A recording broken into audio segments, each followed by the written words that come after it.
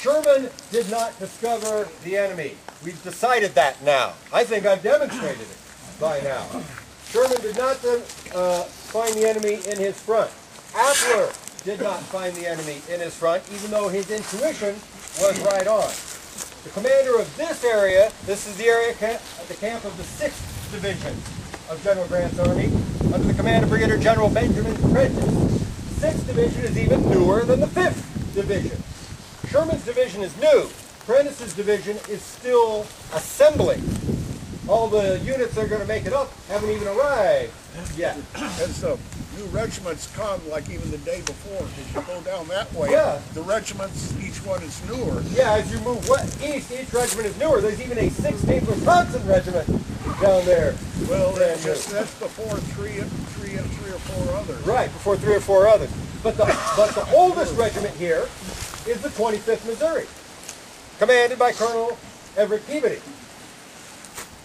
who is also the commander of the brigade to which it belongs. Colonel Everett Peabody of the Massachusetts Peabody, which is why I'm saying Peabody instead of pronouncing it like you do that hotel in Memphis. Peabody. Yes. I've also been to Kosciuszko, Mississippi. And I'm from Chicago, where we know it's Tadeusz Kosciuszko.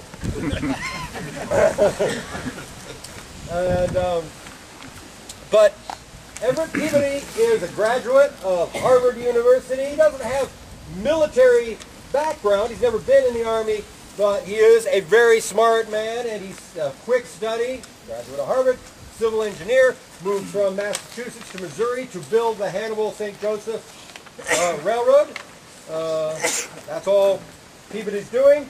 Was living in St. Joseph when the war began, organized the men who'd been working for him, a lot of them German immigrants, who immigrated to the United States, moved to Missouri, got a job as itinerant laborers building that railroad. A tradition in American history. As soon as you arrive, we put you to work on the railroad. Whether you arrive from China, we put you to work in San Francisco, or whether you arrive from Ireland, we send you to Iowa.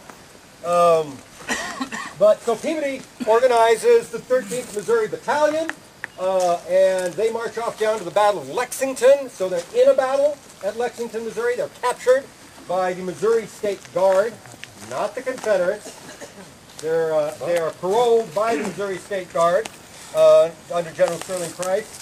And then they are organized, filled out into the 25th Missouri, and so that they don't violate their parole given to them by the Missouri soldiers, they're sent over here to Shiloh to fight Confederate soldiers.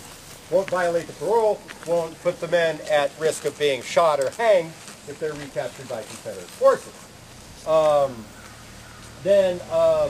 So Peabody is here. A smart guy. He's been in the Army for a while. He's been in a battle. He knows when the enemy is in his front. And he knows that the enemy is in his front. His boss, General Prentice, does not know that, and he does not care to hear it, because like General Sherman and like General Grant, General Prentice knows that the orders are not to bring on an engagement before the arrival of Buell. Prentice is the most junior division commander in the camp. Sherman, the second most senior, but the de facto commander of the camp. Prentice trusts Sherman. He has to trust Sherman because that's the Army. He's a senior. He's commander. Now, Prentice does take care of his front as best he can. And he sends out Colonel Dave Moore with part of the 21st Missouri Regiment on the evening of April 5th to see if he can find any Confederates in his front, because the Confederate cavalry has been watching his men drill all day long from the edge of the field. So he sends Dave Moore out the Eastern Corinth Road, and they go south as far as we know, because that's a good topic that needs some more study. Where Moore went and what Moore saw that night. But he came back and he told Prentice, I went out 3 miles and I didn't see anything. 4 miles. He said 4 miles, didn't you? Yeah. I went out 4 miles and I didn't see anything. If he had gone out 4 miles, he would have seen something. the right direction. If you get, yeah, but he may have gone straight out south. He may have gone far. He may have been telling the truth, and he didn't see anything. But he didn't see anything. He said he didn't see anything. Peabody doesn't believe it. Peabody doesn't believe it. In addition to being a smart guy and a good commander himself, Peabody has a Major Powell, who is a veteran of the regular Army. A career soldier. A guy with as much experience as Sherman. But he's Major in 25th Missouri. So Peabody asks Powell, what do you think is going on out there? And Powell says, we're about to be attacked by a huge Confederate army. No, that's not a quote. I'm paraphrasing roughly what he said. But yeah, they consult. They consulted. They consulted, and Peabody was convinced they were going to be attacked.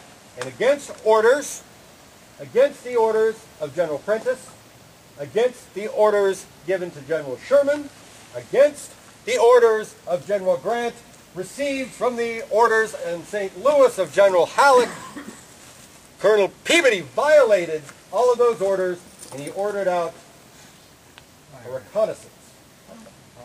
5 companies of the 25th Missouri, and at 3 in the morning,